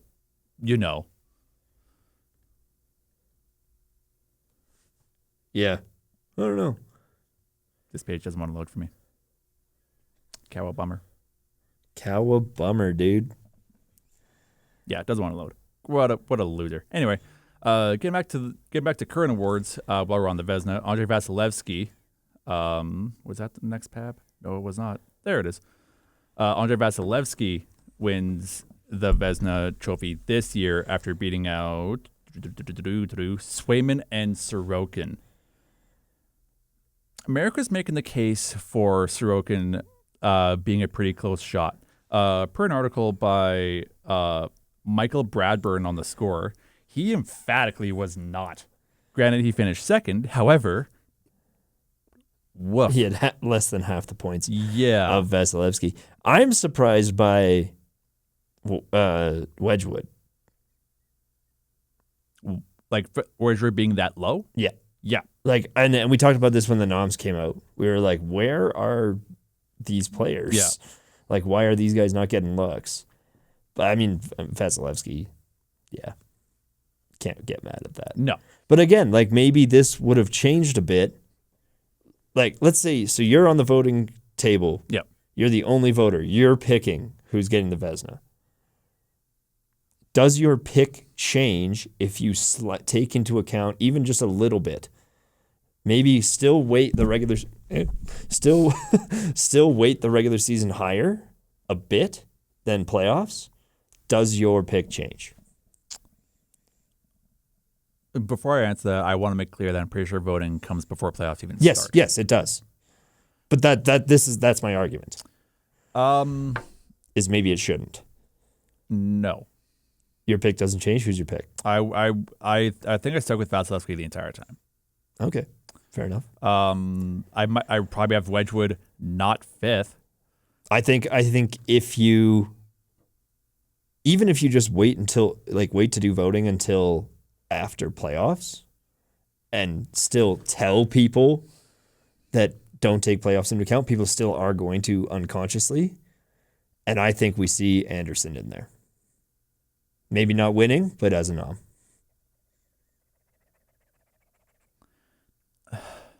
The problem with that is regular season and playoffs are such a different animal. I know, but they're still hockey.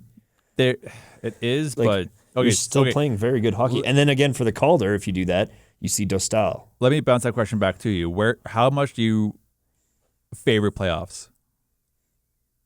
I would say it's probably arguably more important because Tampa got bounced in the first round. Yeah, I would argue if I had control over the design, playoffs would be weighted equally for these awards as the regular season. Even though it's less games, it's more important. It's more important because that's the whole point. Okay, is to do well in playoffs, right? Yep. So that's and again, we can look at the Calder too, because Dostal got a nom, I think. Ooh. If you bring up the Calder. Calder.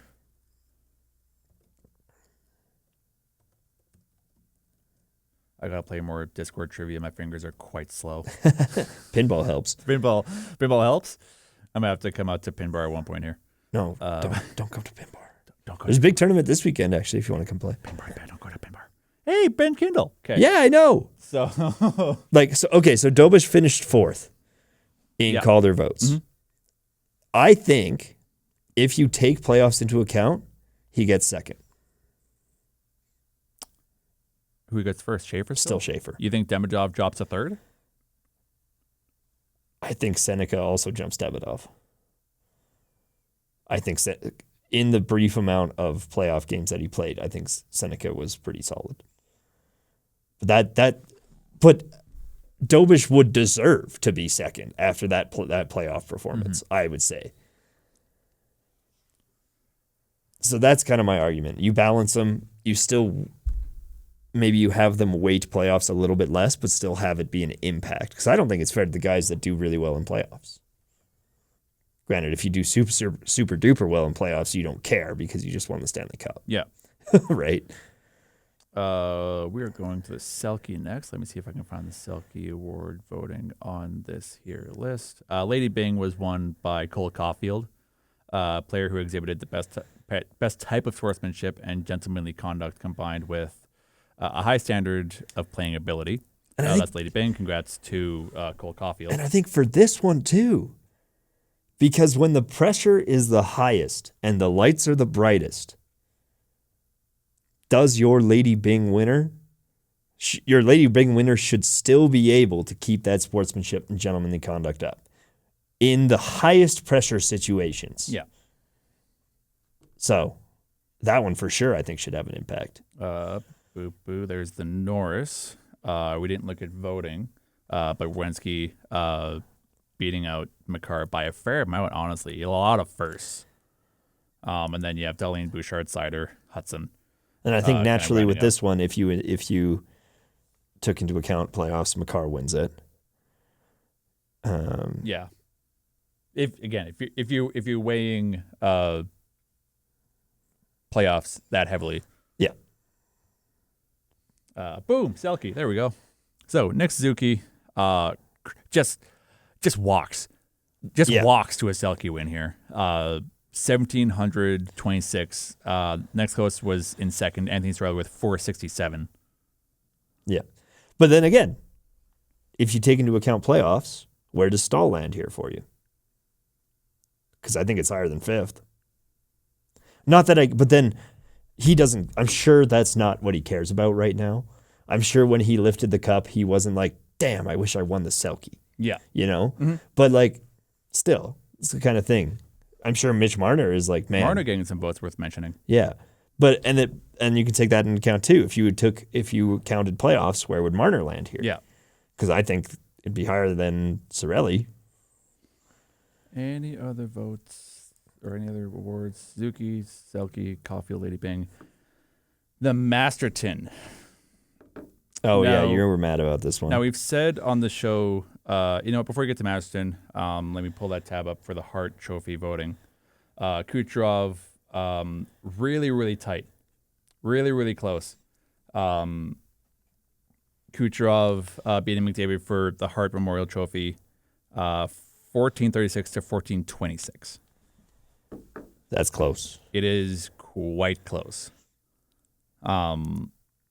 Also, I should probably pull up the Jack Adams voting while we're here because that was by the skin of Cooper's teeth, if memory serves. The Best Coach Award. Right. Because which it kind of had to Lindy be. Ruff was right there. Let me see if I can pull it up real quick. Because that was nuts. Jack Adams 2026 voting. Also, we're good on time. My interview got rescheduled. Okay, brilliant. So we can let this breathe a little bit more. Oh, yeah, we're chilling.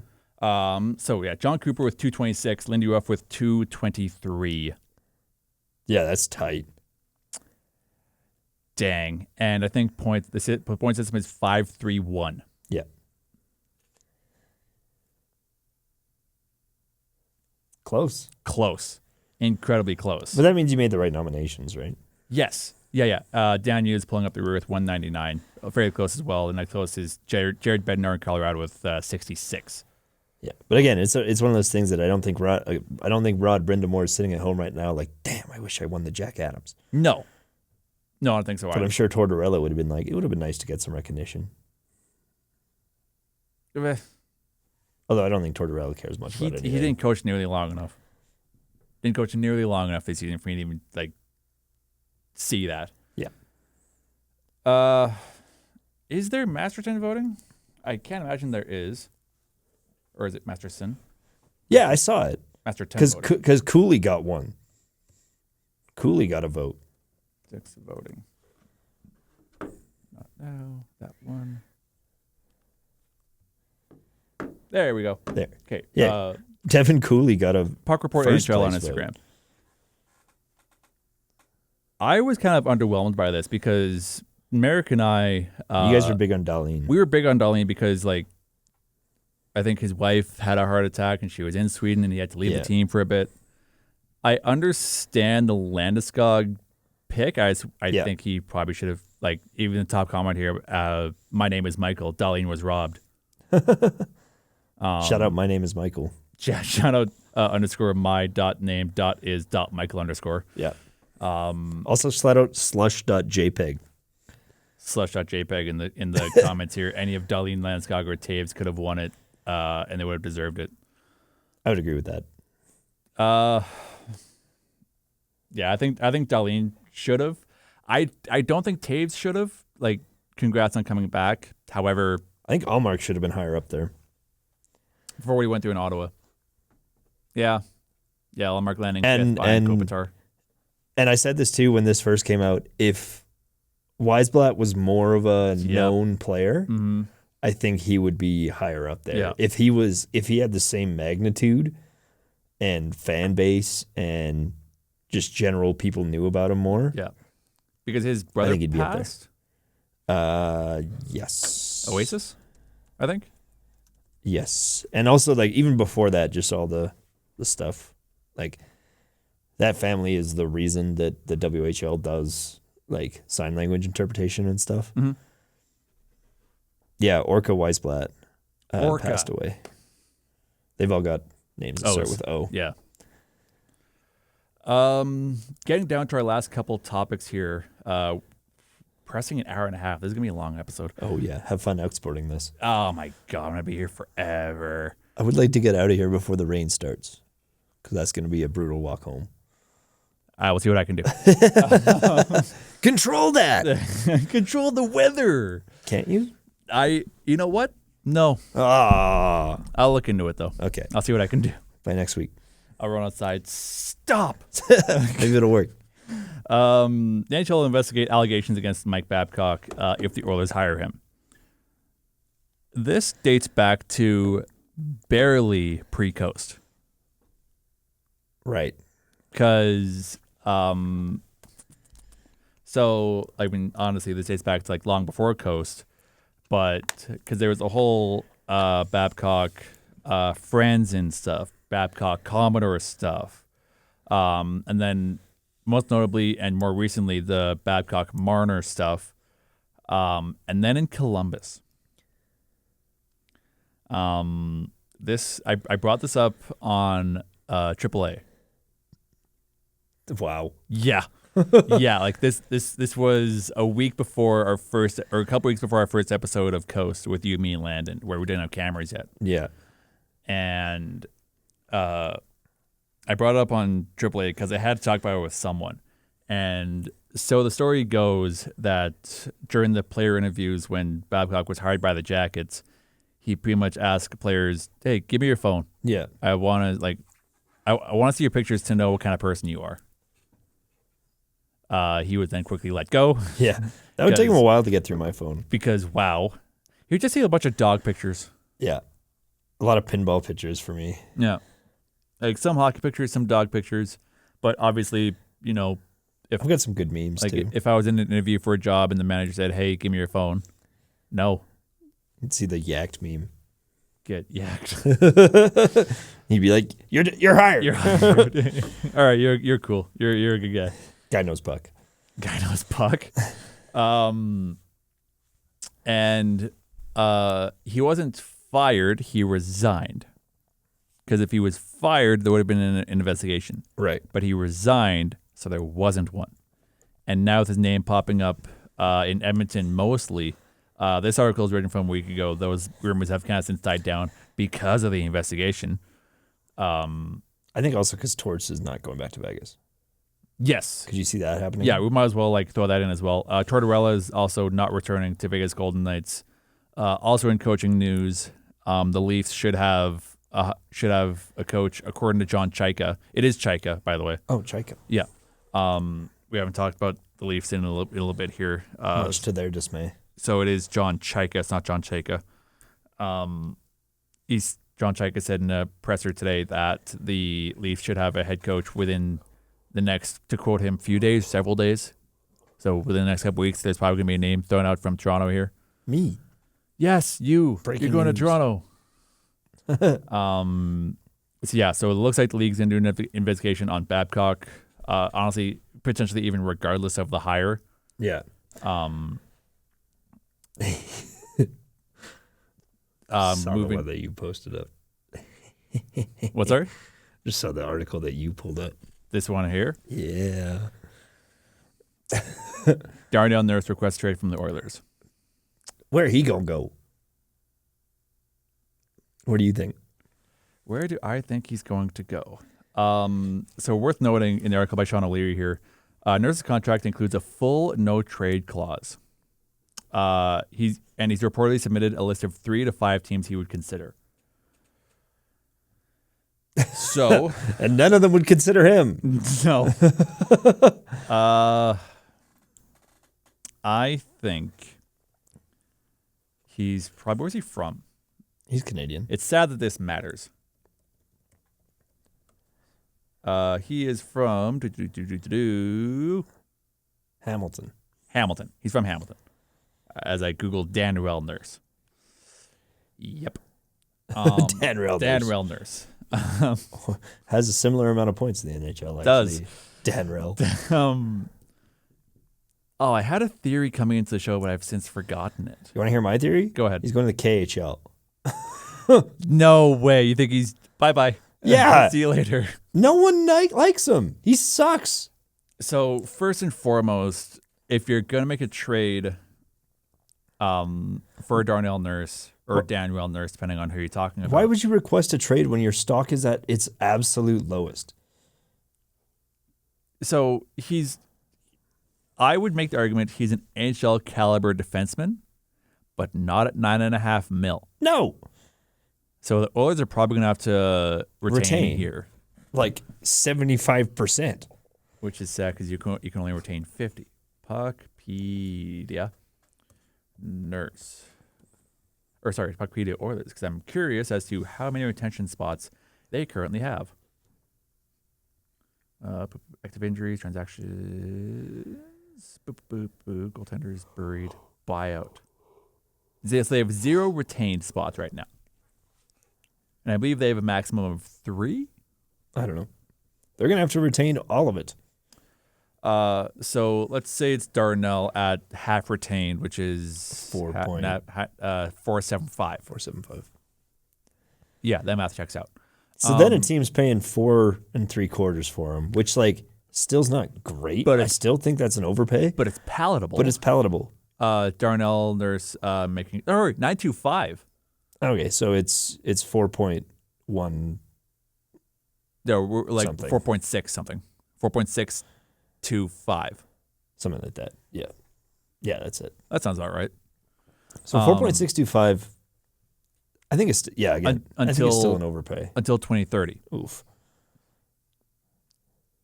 So I don't know. That's the only way a deal happens. I would also love to see the list, the 3 to 5 teams. I would love because I think it would be a very interesting sight into how big Darnell sees himself. I only want to go to Florida, Vegas, Carolina, or Colorado. I think I could be a leader there. I'm a big name guy. Yeah. For the wrong reasons, big guy. I'm very curious.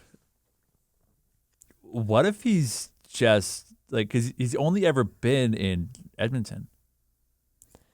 And we've brought up before how Gus Forsling, who went to Florida, ended up being one of the better defensemen in the league. Yeah, and then Mitch Marner as well. You can make that argument too. Yeah.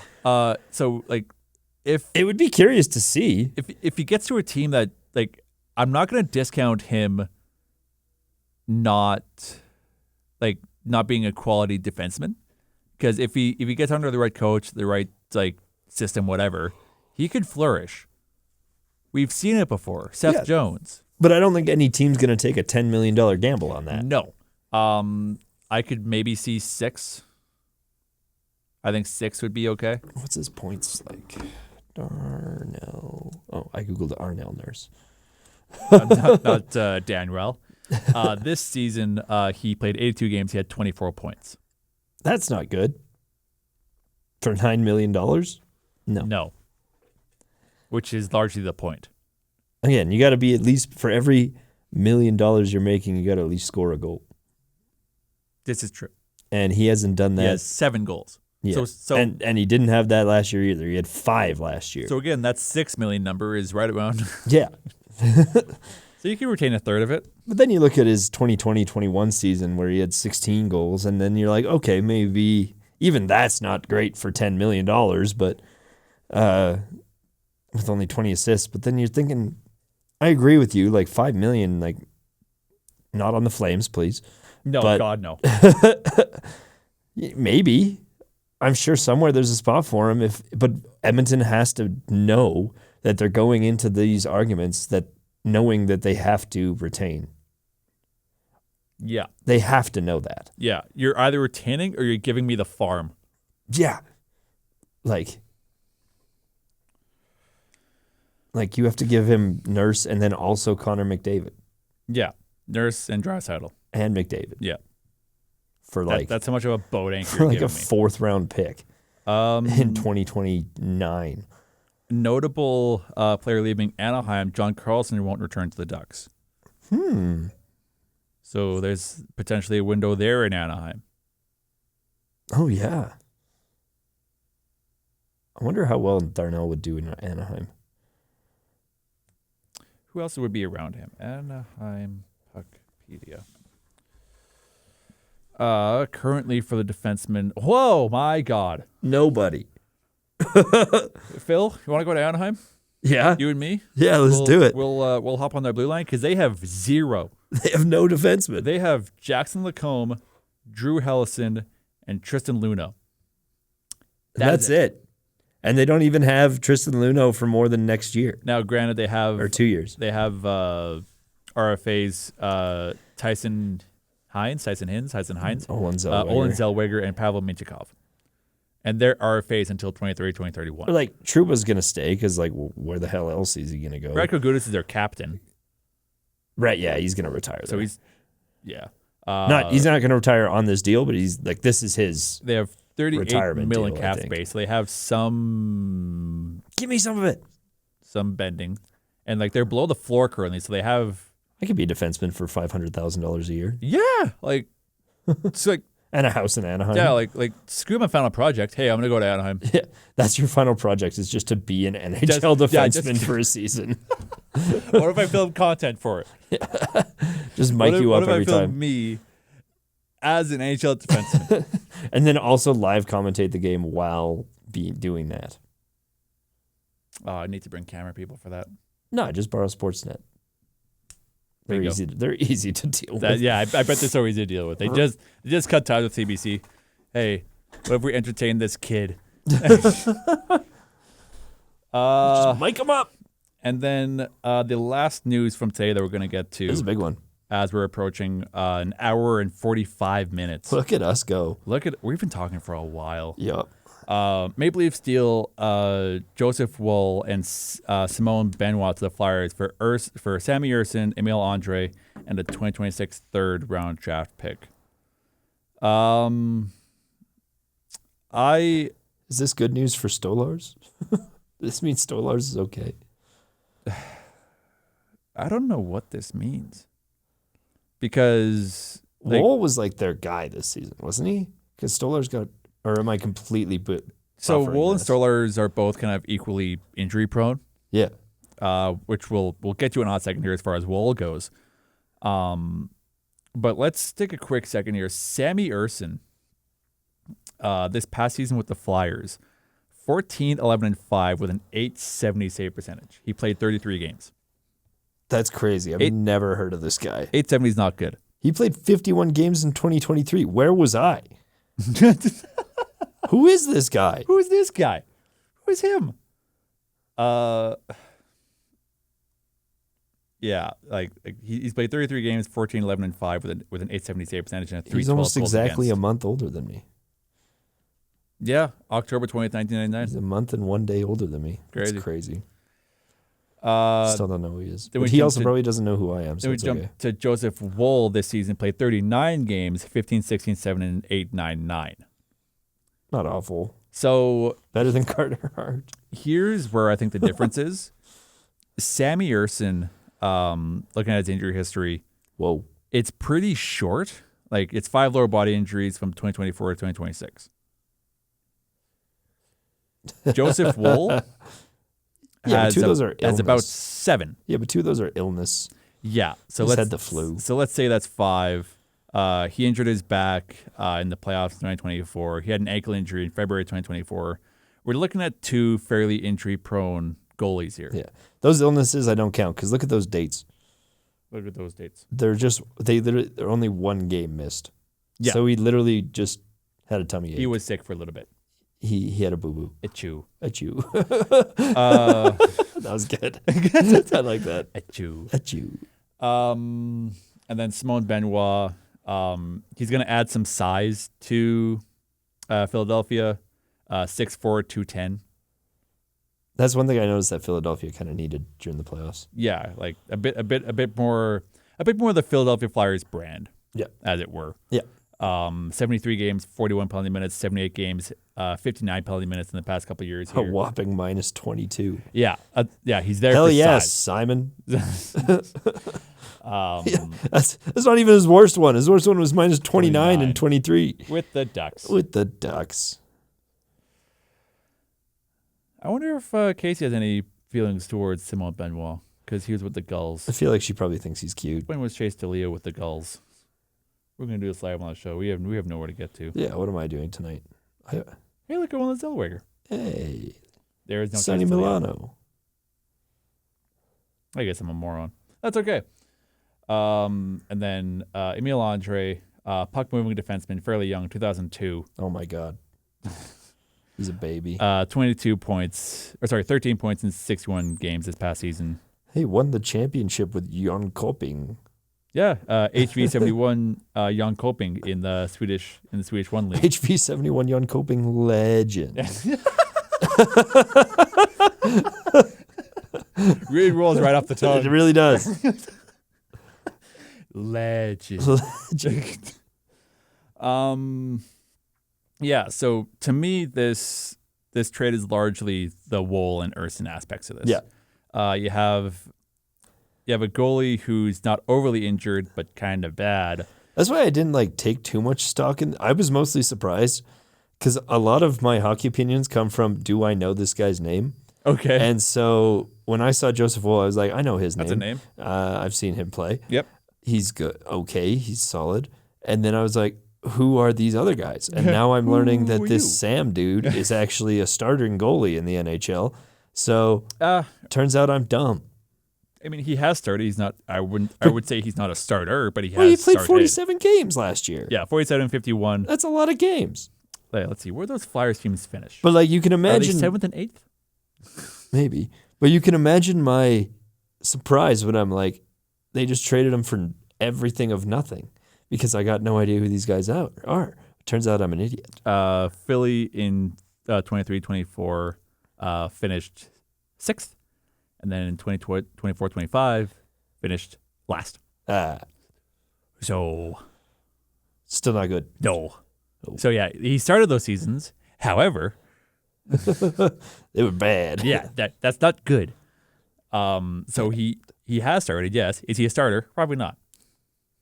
So I imagine the feeling Stolarz going Urson. forward for Toronto's going to be Stolarz Urson. And then in Philly, it's going to be Vladar is probably going to be the starter. And then you have Woll backing up. Oh, right. Vladar. He's a thing. Who, got Vezina votes. Worth mentioning. I think he would have got, and again, bringing it back to the whole playoffs, I think he would have gotten a bit more. He still wouldn't have been up there, but he would have gotten a bit more votes. He may have gotten an additional third. Yeah, I think so. Because he played pretty good. He did. Yeah.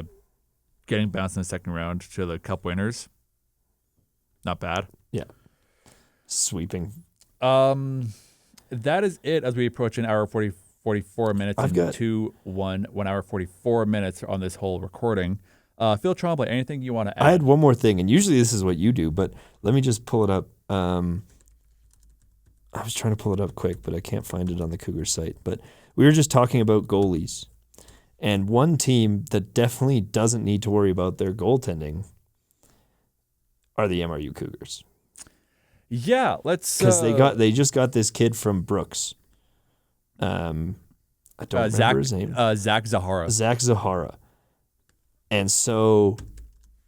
And you can probably touch on this a little bit more, working with the hockey teams more than I did. Yep.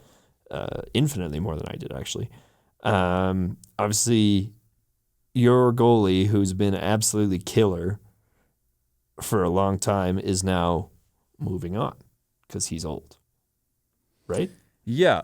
So Shane Farkas graduated. Laser Hume also graduated.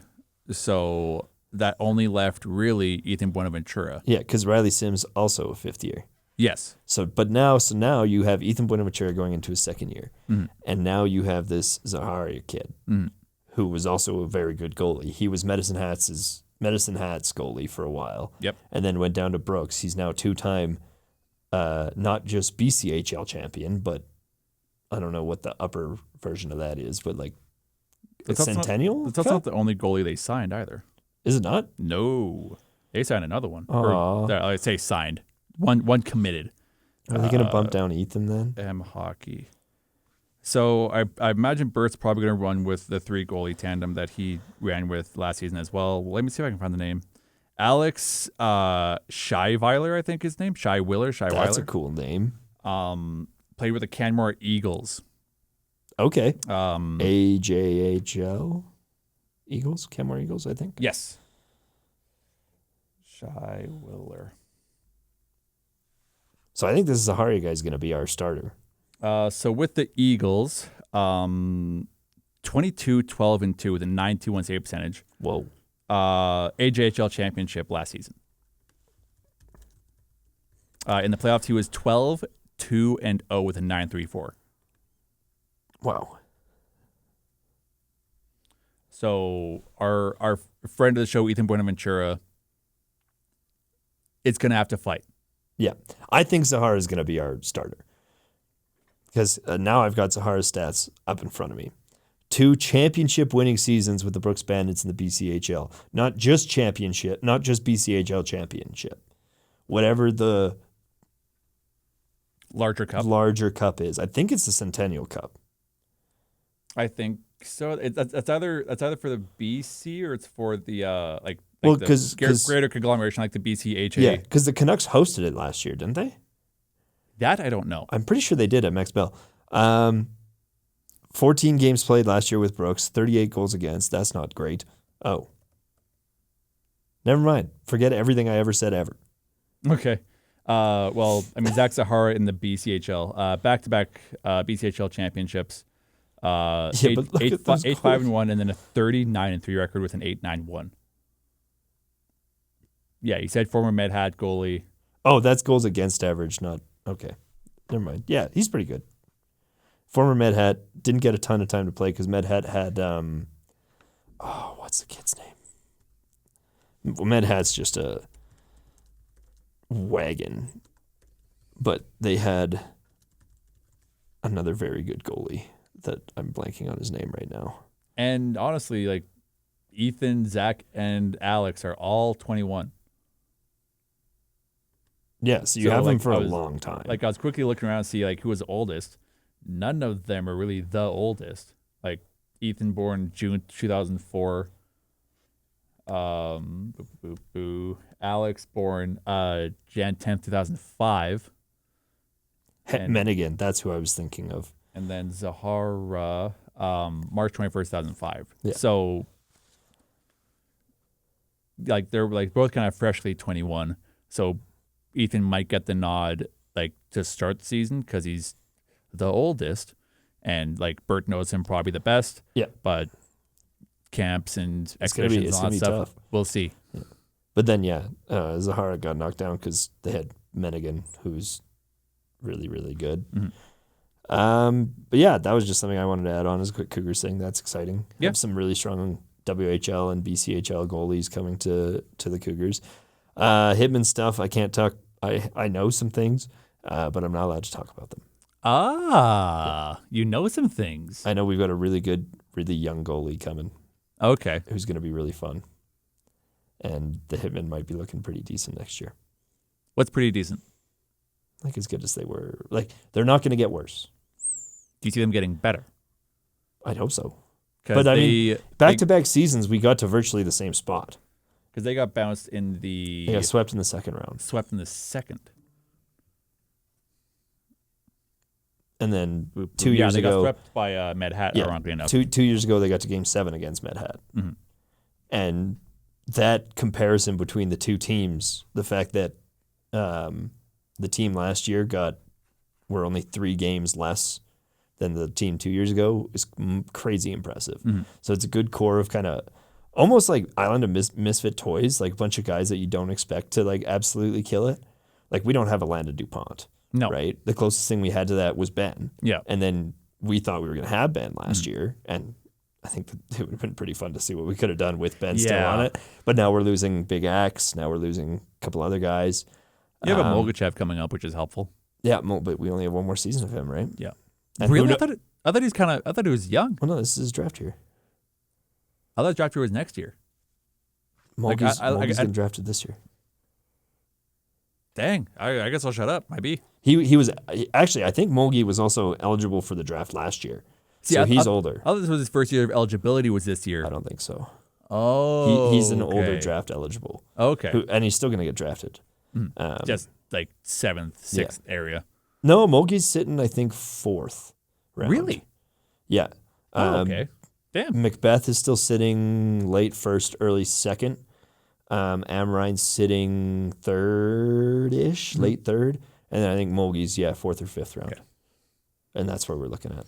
Well, yeah, draft in 10 days here. I'm hoping, just because I love Hunter, he's a nice dude, I'm hoping a team throws Hunter the pity draft. I'm hoping Calgary ends up with both rucks. We will. That would be the dream. We're going to. There have been a lot of interviews of the rucks saying they would love to play because they don't want to get separated either. No. And like I said, I don't think a team's going to take a risk to separate them. And especially like if Calgary takes both of them with Basha. We're going to have fun. Dangerous. In 5 years, that's going to be the best line in the league. Yeah. Mark my words. You put them together. You put them together in 5 years, that's the best line in the league. Absolutely. They all get a heart. And then we're going to win a Stanley Cup, and then Alex is going to drink his first beer. Then I'm going to need to have a drink. You made that deal, and I'm never letting you forget it. I know you're not going to make me forget. Even if we're like 97 years old, and I'm on my... Actually, if I live to 97, that's the real win. But that's a win by itself. Yeah, we'll be 97. We'll be like, we did it! Alex, get over here and have a beer.